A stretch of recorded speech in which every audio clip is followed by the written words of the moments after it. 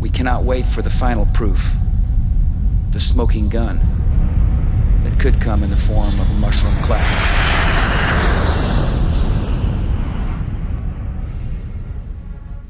As Americans, we like to think that we're not subjected to propaganda from our own government.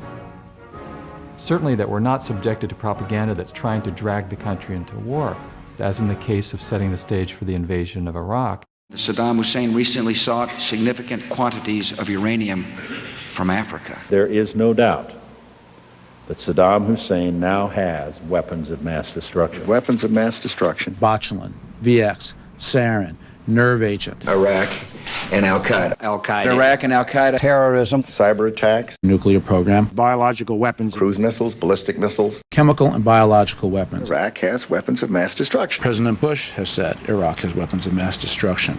Tony Blair has said Iraq has weapons of mass destruction. Donald Rumsfeld has said Iraq has weapons of mass destruction. Richard Butler has said they do. The United Nations has said they do. The experts have said they do. Iraq says they don't. You can choose who you want to believe. The war propaganda function in the United States is finely tuned, it's sophisticated, and most of all, it blends into the media terrain. The White House says it can prove that Saddam Hussein does have weapons of mass destruction, claiming it has solid evidence. The White House insisted again today it does have solid evidence that Saddam Hussein is hiding an arsenal of prohibited weapons. It's necessary to provide a drumbeat media echo effect.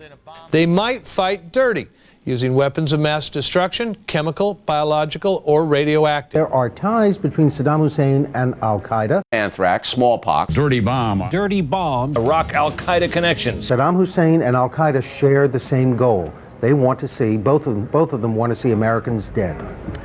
And I was very struck by the acceptance, the tone of most of the media coverage as the sabers were rattled, as the invasion of Iraq gradually went from possible to probable to almost certain. President essentially giving Saddam 48 hours to get out of Dodge. War now seems all but inevitable. Short of a bullet to the back of his head or he leaves the country, war is inexorable.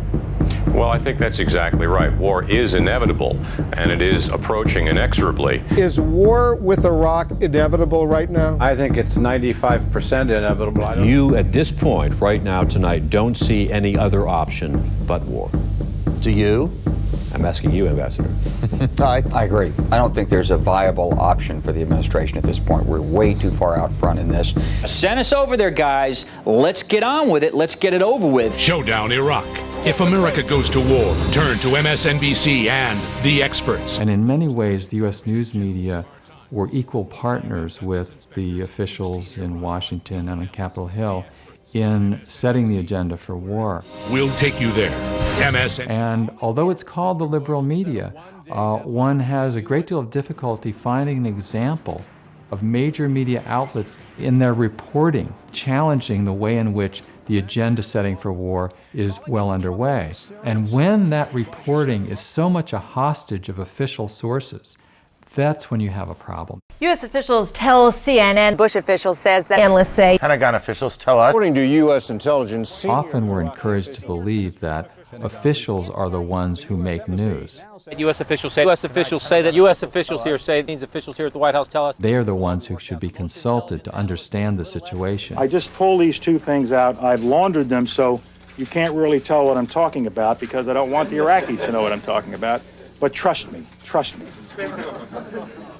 If history's any guide, the opposite is the case.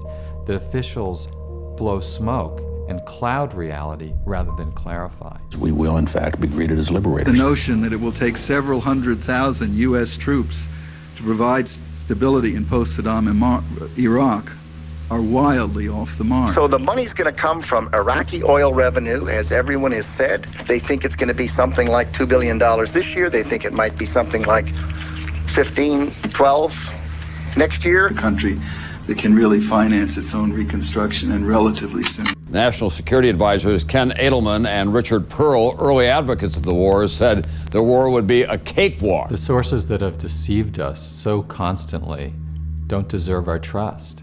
And to the extent that we give them our trust, we set ourselves up to be scammed again and again.